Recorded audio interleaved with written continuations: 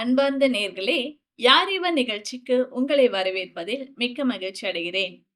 பாவம் என்றால் என்ன என்பதை குறித்து இன்று நாம் ஒவ்வொருவரும் ஒரு விளக்கம் வைத்திருக்கிறோம். ஆனால் நம்மை படைத்த தெய்வத்திற்கு பிரியமில்லாத எல்லா காரியங்களும் பாவம்தான். அநேக பாவங்கள் மற்றவர்களுக்கு தெரியாமல் மறைக்கப்பட்டிருக்கிறது. பாவத்தின் விளைவுகளையும் அதிலிருந்து தப்பும் வழியையும் பரிசுத்த வேதாகமத்திலிருந்து நமக்கு விளக்க வருகிறார் பாஸ்டர் பால்ராஜ் அவர்கள். நண்பர்களே, உங்கள் அனைவரையும் ஆண்டவர் இயேசு கிறிஸ்துவின் நாமத்தில் நாங்கள் வாழ்த்துகிறோம். உங்களை நாங்கள் நினைவு கூறுகிறோம். உங்களுக்காக நாங்கள் பிரார்த்தனை செய்கிறோம். தொடர்ந்து இந்த நிகழ்ச்சியை நீங்கள் கவனித்து உங்களுக்கு என்ன காரியத்தில் ஆலோசனை தேவைப்படுகிறதோ அதை நீங்கள் எங்களிடத்தில் அணுகி பெற்றுக்கொள்ளலாம். இந்த நிகழ்ச்சியிலும் கூட உங்களோடு கூட நான் பரிசுத்த வேதாகமத்திலிருந்து சில உண்மைகளை நான் பகிர்ந்து கொள்ளப் போகிறேன். ஒருவேளை நாம் இன்றைக்கு வாழ்கிற இந்த உலகத்தில், விஞ்ஞானம் வளர்ந்திருக்கிற இந்த உலகத்தில் சில விஷயங்கள் நமக்கு ஒருவேளை அது இயல்புக்கு மாறான ஒன்றாக தோன்றலாம். இதெல்லாம் பைத்தியக்காரத்தனமாக இருக்கிறதே என்று கூட நீங்கள் யோசிக்க தோன்றலாம். ஆனால் வேதத்தின் மாறாத உண்மைகள் வாழ்க்கையின் நிஜங்களை நமக்கு முன்பாக வைக்கிறது. அதில் ஒன்றுதான் முழு மனுக்குலத்தையும், ஒருவேளை அது எந்த நாடாக இருந்தாலும், மனுக்குலம் எந்த பகுதியில வாழ்ந்தாலும் எல்லாருக்கும் மிகப்பெரிய ஒரு ஆபத்தை உண்டாக்கி இருக்கிற பாவம் என்கிற ஒரு வார்த்தை. நான் சொல்லுகிறது வெறும் வார்த்தை அல்ல, அது பாதிப்பு. என்றைக்கு மனிதன் படைக்கப்பட்டானோ அவன் படைக்கப்பட்ட சில காலங்களிலேயே பாவம் என்ற ஒன்று மனிதனை பாதித்து விட்டது. அது இன்றைக்கு வரைக்கும் மனுக்குலத்தை நாசமாக்கி வருகிறது. பாவம் என்றால் என்ன? பல நேரங்களிலே இந்த கேள்வி நமக்கு வருகிறது. ஒருவேளை தவறாக செய்யப்படுகிற சகல காரியத்தையும் நாம் அந்த வார்த்தை கொண்டுதான் சொல்லுகிறோம். ஆனால் அதை நாம் ஒரு பட்டியல் வைத்திருப்போம். நமக்கென்று அவரவர்கள் ஒரு பட்டியல் வைத்திருப்போம். இது, அது, அது, இது என்று ஒரு பட்டியல் வைத்திருப்போம். ஆனால் உங்களுக்கு தெரியுமா, பொதுவாக நீங்கள் அந்த வார்த்தையை எப்படி புரிந்து கொள்வது? கடவுளை நோக்கிய மனுக்குலத்தின் பயணத்திலே அவரை விட்டு திசை மாறச் செய்கிற எல்லா காரியங்களுமே பாவம்தான். இன்னும் சொல்லப்போனால், ஒரு மனிதன் எந்த இலக்கிலே, எந்த வழியிலே அவன் பயணிக்க வேண்டுமோ அந்த வழியிலே பயணிக்காமல் வேறு வழியிலே பயணிப்பது நமக்கு தெரியும் இல்லையா? பொதுவாக நாம் பிரயாணம் செய்யும்போது நாம் பிரயாணிக்க வேண்டிய பாதையிலே போகாமல் மாற்று பாதையிலே ஒரு வாகனம் செல்லுமானால் நாம் செல்ல வேண்டிய இடத்திற்கு செல்ல முடியாது இல்லையா? அதே போலதான் கடவுளை மனிதன் மறந்து போனதின் நிமித்தமாக அல்லது அவரை மறுத்து விடுவதின் நிமித்தமாக கடவுள் அவனுக்கு வைத்திருக்கிற வாழ்க்கை பாதையை விட்டுவிட்டு மாற்று பாதையிலே அவன் பிரயாணிக்கிறான். அதுதான் பாவம். அதுல என்னென்ன காரியங்கள் வருகிறதோ அத்தனையும் பாவம்தான்.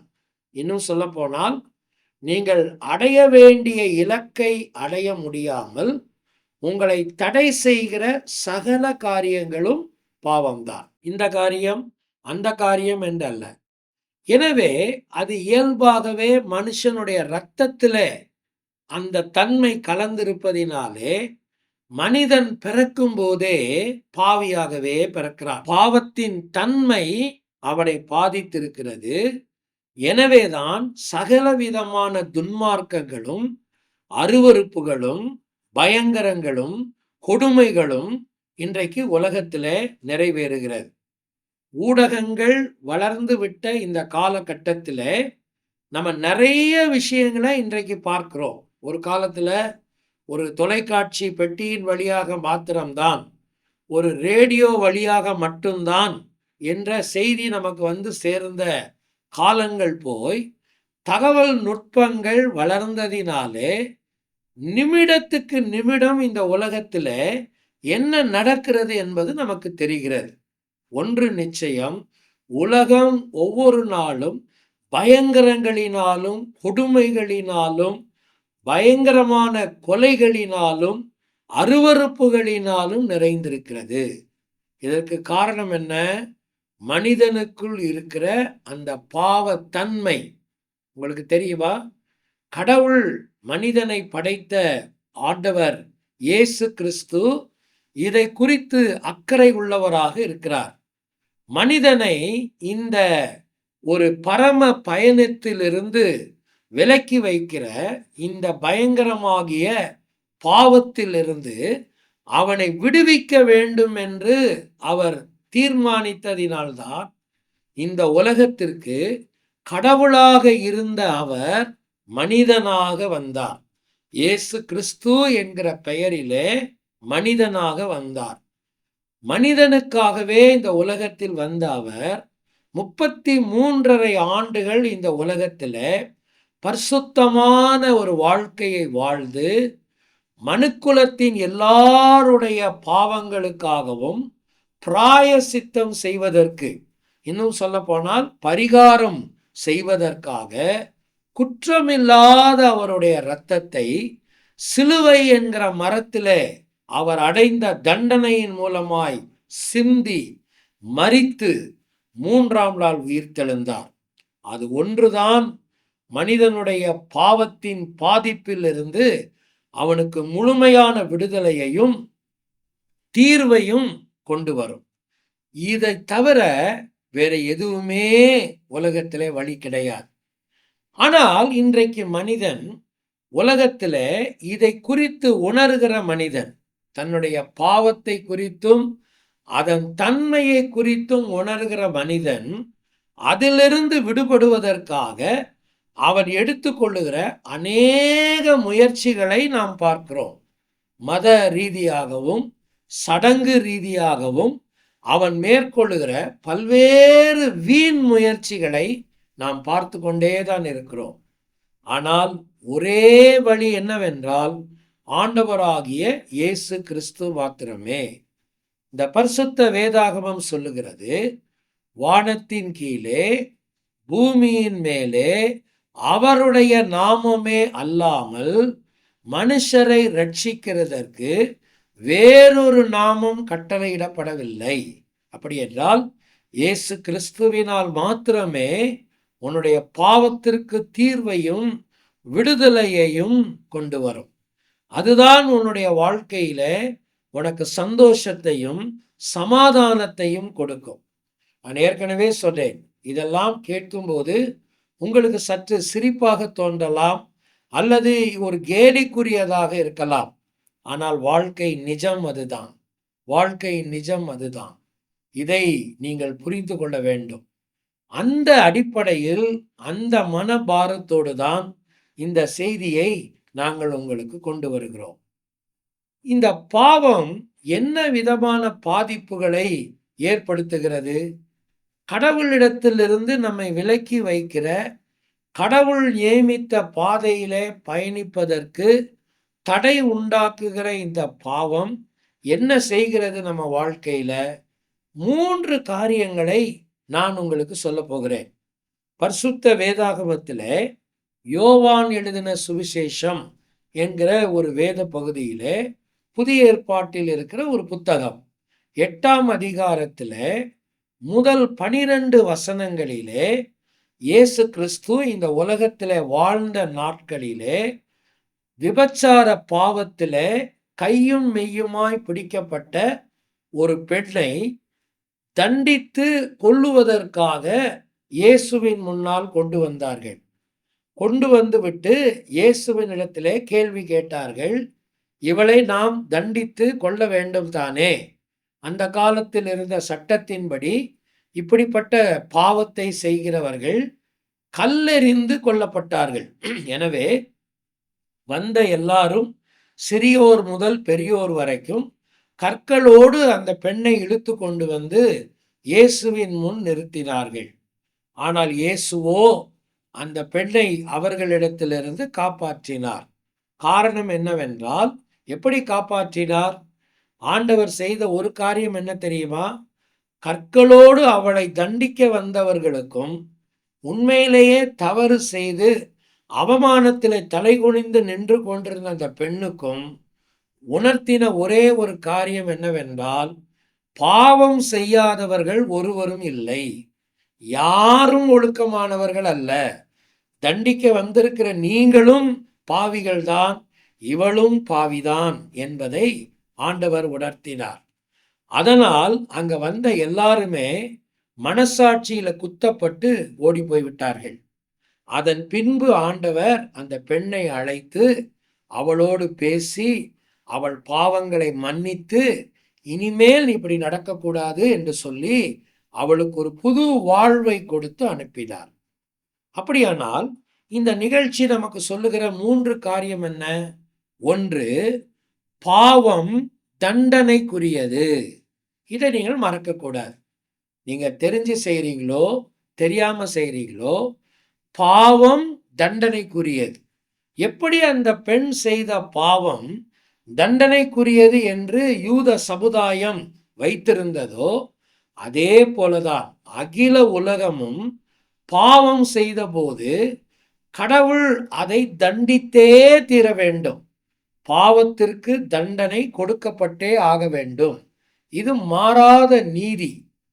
அந்த தண்டனையை மனிதனுக்கு கடவுள் கொடுத்திருப்பாரானால் ஒரு மனிதனும் இந்த உலகத்திலே வாழ்ந்திருக்க முடியாது.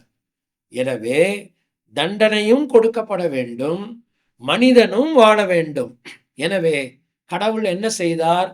மனிதனுக்கு செலுத்தப்பட வேண்டிய தண்டனையை தன்மேல் ஏற்றுக்கொண்டு, மனிதனாக வந்து அந்த ஆக்கினையை அவர் ஏற்றுக்கொண்டு, மனிதன் அனுபவிக்க வேண்டிய எல்லா ஆக்கினைகளை அவர் அனுபவித்து, பரிசுத்தமான கடவுள் அவனுக்கு ஒரு தீர்வை கொண்டு வந்தார். எனவே இதை ஏற்றுக்கொள்ளாத மனிதர்கள் உலகத்துல யாரா இருந்தாலும் சரி, நீங்க அதுக்கு என்ன காரணங்கள் சொன்னாலும் சரி, பாவம் தண்டனைக்குரியது. அந்த தண்டனையை உங்களுக்காக சிலுவையில ஏற்று மரித்து உயிர்த்தெழுந்த இயேசுவை நீங்கள் ஏற்றுக்கொள்ளாவிட்டால், அவரிடத்தில் வந்து பாவ மன்னிப்பை பெறாவிட்டால், நீங்கள் நிச்சயமாய் ஒரு நாள் அதற்கான தண்டனையை செலுத்தியே தீர வேண்டும், ஏற்றுக்கொண்டுதான் ஆக வேண்டும். 2வது, பாவம் அவமானத்தை கொண்டு வரும். பாருங்க, இந்த பொண்ணு ஒரு நூற்றுக்கணக்கான மக்களுக்கு முன்னால, நீங்க கொஞ்சம் கற்பனை பண்ணி பாருங்க, எப்படி அவமானத்துல குறுகி போய் அங்க நின்று இருப்பாள். ஆனால் அவள் செய்தது தவறுதான், அதுல ஒன்றும் மாற்றம் இல்லை. விபச்சாரத்திலே கையும் மெய்யுமாய் பிடிக்கப்பட்ட ஸ்திரீ என்று பைபிள்ல வாசிக்கிறோம். ஒருவேளை அவள் பொய்யாக அங்க கொண்டு வரப்பட்டிருப்பாள், ஆனால் யாருக்கு தெரியாட்டாலும் இயேசுவுக்கு தெரியும். இயேசு சொல்லியிருப்பாரு, இல்ல தப்பு, நீங்க அவரை மேல பொய் சொல்லாதீங்கன்னு சொல்லியிருப்பார். ஆனா ஆண்டவரும் அதை உணர்ந்திருந்தார், அவள் தவறு செய்தவள் தான். அந்த பகுதியை படிக்கும்போது இவள் ஏதோ தன்னுடைய உடலின் ஆசைக்காக அந்த பாவத்தை செய்தவளாக தோன்றவில்லை. இவள் உடலின் தேவைக்காக அதை செய்தவளாக இருக்க வேண்டும். இன்னும் சொல்ல போனால் விபச்சாரத்தை தன் தொழிலாக கொண்டிருந்திருக்க வேண்டும். இன்றைக்கும் நம்ம சுத்தி இருக்கிற சமுதாயத்துல பாருங்க, நிறைய பெண்கள் தங்களுக்குள் இருக்கிற மாம்சத்தின் ஆசைகளை நிறைவேற்றுவதற்கு அவங்க விபச்சாரத்துல இல்லை, அவங்க தங்களுடைய தேவைகளை சந்திச்சுக்கிறதுக்கு தான் இந்த கேவலமான தொழிலில் ஈடுபட்டிருக்கிறாங்க. எனவே இந்த பெண்ணுமே வந்து தன்னுடைய உடல் ரீதியான தேவைக்காகத்தான் இந்த கேவலமான தொழிலை அவள் செய்திருக்க வேண்டும். ஆனால் அது அவளுக்கு என்ன கொண்டு வந்தது? அவமானத்தை கொண்டு வந்தது. அதை அவமானமாக அவள் ஏற்கனவே உணர்ந்திருப்பாள், அதை அவள் இந்த வேலைக்கே வந்திருக்க மாட்டாள். ஆனால் அவ அவமானத்தை விளைவு வந்தபோதுதான் உணர்ந்தான். நீங்கள் நல்லா புரிஞ்சுக்கோங்க. அவமானத்தை அதனுடைய உச்சத்திற்கு போவதற்கு முன்பதாகவே உணர்ந்து விட்டால் நல்லது. இல்லாவிட்டால் அதனுடைய விளைவுகள் படுமோசமானதாகவும் கேவலமானதாகவும் இருக்கும். பாவம் எவ்வளவு ரகசியமாக நிறைவேற்றப்பட்டாலும், நிறைவேற்றப்படும் போது உங்களுக்கு அது எவ்வளவு சந்தோஷத்தை கொடுத்தாலும், கண்டிப்பா ஒரு நாளைக்கு அது உங்களுக்கு அவமானத்தை கொண்டு வரும்.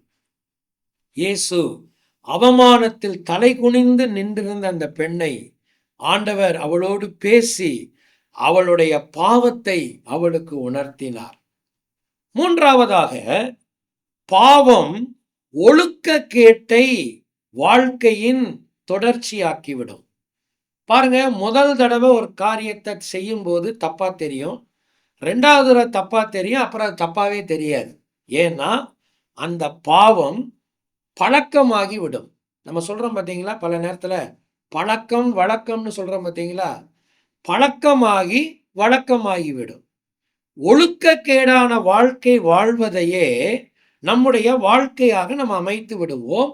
அதனால நமக்கு எந்த பாதிப்புமே தெரியாது. பிசாசு கொண்டு வருகிற மிகப்பெரிய வஞ்சகம் இதுதான்.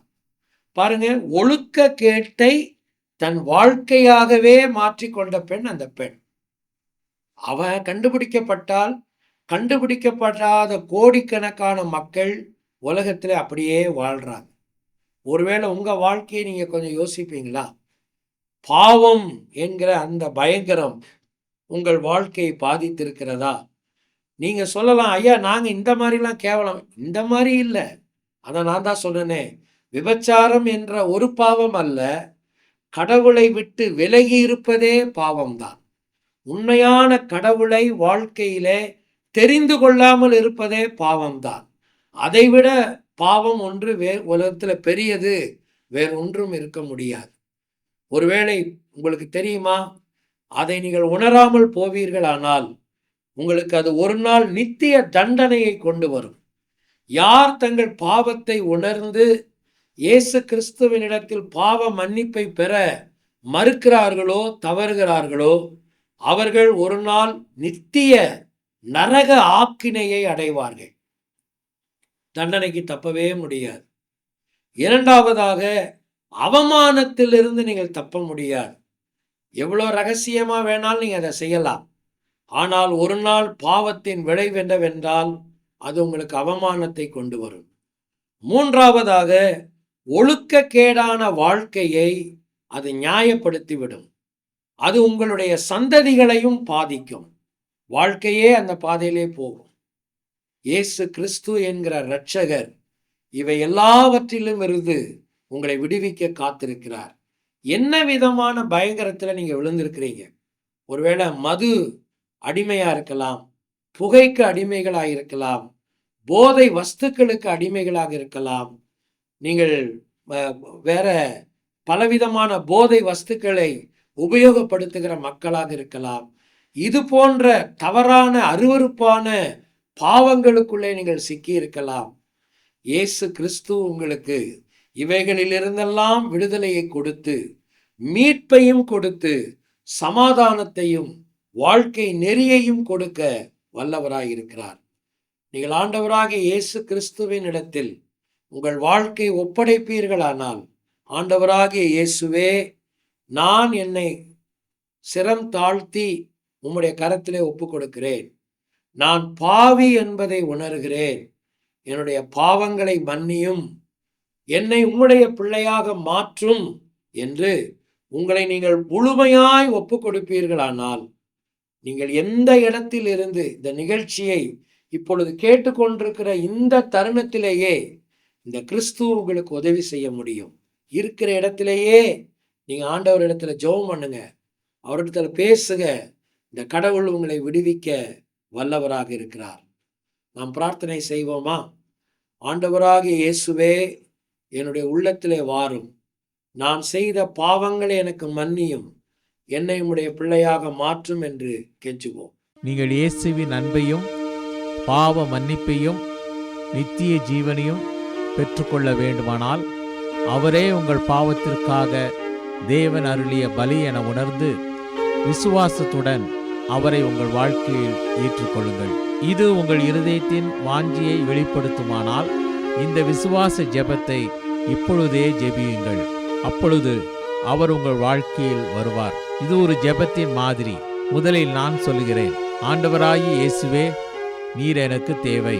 என் பாவத்திற்காக நீ சிலுவையில் மரித்ததுக்கு நன்றி. என் வாழ்க்கையின் கதவை நான் திறந்து உம்மை என் இரட்சகராகவும் ஆண்டவராகவும் ஏற்றுக்கொள்கிறேன். என் வாழ்க்கையை நீர் ஆட்கொண்டு நான் எப்படிப்பட்டவனாக இருக்க நீர் விரும்புகிறீரோ அப்படியாக என்னை மாற்றும். ஆமேன். இந்த ஜெபம் உங்கள் உள்ளத்தின் விருப்பத்தை வெளிப்படுத்துமானால் இப்பொழுதே நீங்கள் இருக்கும் இடத்தில் இந்த ஜெபத்தை ஜெபியுங்கள். நான் இந்த ஜெபத்தை ஒவ்வொரு வாக்கியமாக சொல்லும்போது நீங்களும் அமைதியாக சொல்லுங்கள். ஆண்டவராகிய இயேசுவே, நீர் எனக்கு தேவை. என் பாவத்திற்காக நீ சிலுவையில் மரித்ததுக்கு நன்றி. என் வாழ்க்கையின் கதவை நான் திறந்து உம்மை என் இரட்சகராகவும் ஆண்டவராகவும் ஏற்றுக்கொள்கிறேன். என் வாழ்க்கையை நீர் ஆட்கொண்டு நான் எப்படிப்பட்டவனாக இருக்க நீர் விரும்புகிறீரோ அப்படியாக என்னை மாற்றும். ஆமேன். இப்பொழுது நீங்கள் இந்த விசுவாச ஜெபத்தை ஜெபித்துள்ளீர்கள். இயேசு கிறிஸ்துவை உங்கள் வாழ்க்கையில் வரும்படி அழைத்திருக்கிறீர்கள். அவரை வேண்டிக் கொள்ளும்போது அவர் வருவதாக வாக்களித்துள்ளதால் அவர் வாக்களித்தபடியே வந்துள்ளார் என்பதை நிச்சயமாய் அறிந்து கொள்ளுங்கள். மேலும் உங்கள் பாவங்கள் மன்னிக்கப்பட்டது என்றும் நீங்கள் தேவனுடைய பிள்ளையாகி நித்திய ஜீவனை பெற்றுக்கொண்டீர்கள் எனவும் உறுதி கொள்ளுங்கள். இயேசு வாக்களித்த பரிபூரண வாழ்வை நீங்கள் அனுபவிக்க விரும்பினால் தினமும் வேதம் வாசித்து ஜெபிப்பதன் மூலம் அவரோடு தொடர்பு கொள்ளுங்கள். அப்பொழுது உங்கள் வாழ்க்கைக்காக அவர் வைத்துள்ள அற்புதமான திட்டத்தை அறிந்து கொள்ள முடியும். இயேசுவை நேசித்து அவரை பின்பற்றுகிறவரிடம் தொடர்பு கொள்ளுங்கள். இறுதியாக அவருடைய அற்புதமான வாக்குத்தத்தங்களை எப்பொழுதும் நினைவு கூறுங்கள். நான் உன்னை விட்டு விலகுவதுமில்லை, கைவிடுவதுமில்லை. இதோ உலகத்தின் முடிவு பரியந்தம் சகல நாட்களிலும் நான் உங்களுடனே கூட இருக்கிறேன். நேசிக்கிற நல்ல ஆண்டவரே, இந்த நிகழ்ச்சிக்காக நாங்கள் நன்றி சொல்லுகிறோம். நீர் எங்களோடு கூட பேசினீர். உடைய தெளிந்த சத்தத்தை கேட்டோம். யாரெல்லாம் உம்மை நோக்கி கூப்பிடுகிறார்களோ அவர்களுக்கு நீர் உதவி செய்யும். அவர்களை நீர் விடுவியும். அவர்களுடைய உள்ளத்திலே விடுதலையையும் சமாதானத்தையும் தார். இயேசு கிறிஸ்துவின் நாமத்தில் வேண்டிக் கொள்ளுகிறோம் நல்ல பிதாவே. ஆமேன்.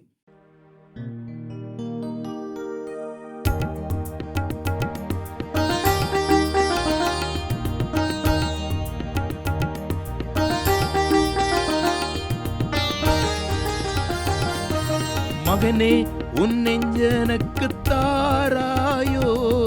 மகனே, உன் நெஞ்சனக்கு தாராயோ. மோட்ச வாழ்வை தருவேன் இது பாராயோ. மோட்ச வாழ்வை தருவேன் இது பாராயோ. மகனே, உன் நெஞ்சனக்கு தாராயோ. மகனே, உன் நெஞ்சனக்கு தாராயோ. மோட்ச வாழ்வை தருவேன் இது பாராயோ. மோட்ச வாழ்வை தருவேன் இது பாராயோ. அகத்தின் அசுத்தம் எல்லாம் துடைப்பேனே. அகத்தின் அசுத்தம் எல்லாம் துடைப்பேனே. பாவ அழுக்கை நீக்கி அருள் கொடுப்பேனே. பாவ அழுக்கை நீக்கி அருள் கொடுப்பேனே. மகனே, உன் நெஞ்சனக்கு தாராயோ. மகனே, உன் நெஞ்சனக்கு தாராயோ.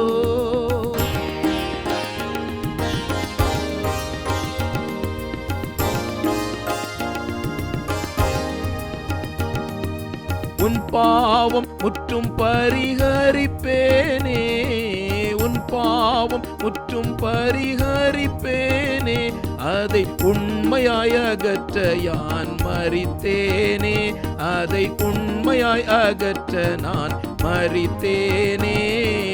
மகனே உன் நெஞ்சனக்கு தாராயோ. மகனே உன் நெஞ்சனக்கு தாராயோ.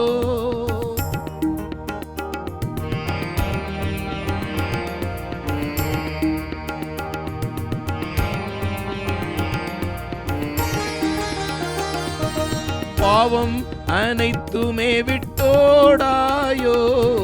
பாவம் அனைத்துமே விட்டோடாயோ. நித்திய பரகதி வாழ்வை இன்றே தேடாயோ. நித்திய பரகதி வாழ்வை இன்றே தேடாயோ. மகனே உன் நெஞ்சனக்கு தாராயோ. மகனே உன் நெஞ்சனக்கு தாராயோ.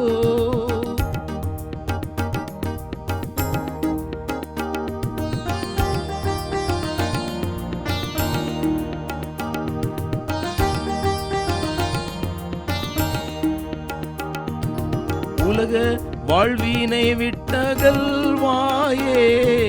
உலக வாழ்வினை விட்டகல்வாயே.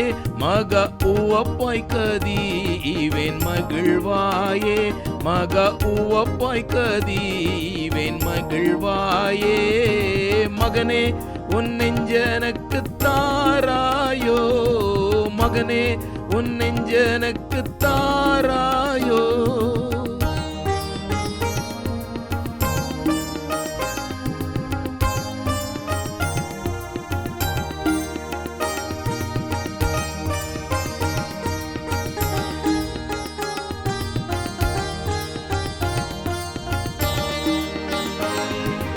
உந்தன் அத்துமத்தை நீ படைப்பாயே. உந்தன் அத்துமத்தை நீ படைப்பாயே. அதில் ஊக்கமாய் வசிக்க இடம் கொடுப்பாயே. அதில் ஊக்கமாய் வசிக்க இடம் கொடுப்பாயே. மகனே உன் நெஞ்சனக்கு தாராயோ. மகனே உன் நெஞ்சனக்கு தாராயோ. மோட்ச வாழ்வை தருவேன் இது பாராயோ. மோட்ச வாழ்வை தருவேன் இது பாராயோ. பாவத்திற்கு தண்டனை உண்டு என்றும், பாவம் அவமானத்தை கொண்டு வரும் என்றும், பாவம் நம்மை அடிமைப்படுத்தும் என்றும் கேட்டோம். பாவத்திலிருந்தும் அதன் விளைவுகளிலிருந்தும் நம்மை விடுவிக்கவே தெய்வமாயிருந்த இயேசு கிறிஸ்து இந்த உலகில் மனிதனாக வந்து நம்முடைய பாவத்தை தன் மீது ஏற்றுக்கொண்டு நமக்கு பதிலாக சிலுவையில் ரத்தம் சிந்தி மரித்தார். மரித்த இயேசு கிறிஸ்து அடக்கம் பண்ணப்பட்டு 3ஆம் நாள் உயிருடன் எழுந்தார். உங்களுடைய தவறுகளை இயேசு கிறிஸ்துவிடம் சொல்லி அவர் உங்களுக்காக மரித்தார் என்று நம்பி அவரை உங்கள் வாழ்க்கையில் ஏற்றுக்கொண்டு உங்கள் வாழ்க்கையை அவருடைய கரத்தில் ஒப்புக் கொடுக்கும் போது உங்கள் பாவத்தை மன்னித்து பாவத்தின் தண்டனையிலிருந்து உங்களை விடுவிப்பார். இந்த ஆண்டவராகிய இயேசு கிறிஸ்துவை ஏற்றுக்கொண்டு நிம்மதியான வாழ்க்கையை பெற்றுக்கொள்ள விரும்புகிறீர்களா? உங்களுக்கு ஆலோசனை கூறவும் உங்களுக்காக ஜெபிக்கவும் ஆவலா இருக்கிறோம். இந்த நிகழ்ச்சியை குறித்து உங்கள் கருத்துக்களையும் கேள்விகளையும் எங்களுக்கு தெரியப்படுத்துங்கள். எங்கள் முகவரி: ஒளியும் வாழ்வும் இயக்கம், C26, ஜெய்நகர், திருவெரும்பூர், திருச்சிராப்பள்ளி 620013. அலைபேசி எண் 7598137441 மற்றும் 9487007441. Email ID tv@lala.org.in. இவ்வளவு நேரம் இந்நிகழ்ச்சியை கண்டு கழித்தமைக்கு நன்றி. இயேசு கிறிஸ்து கொடுக்கும் உண்மையான நிம்மதி உங்கள் உள்ளங்களையும் இல்லங்களையும் நிரப்புவதாக. ஒளியும் வாழ்வும் இயக்கம் சார்பாக உங்களுக்கு எங்கள் வாழ்த்துக்கள். வணக்கம்.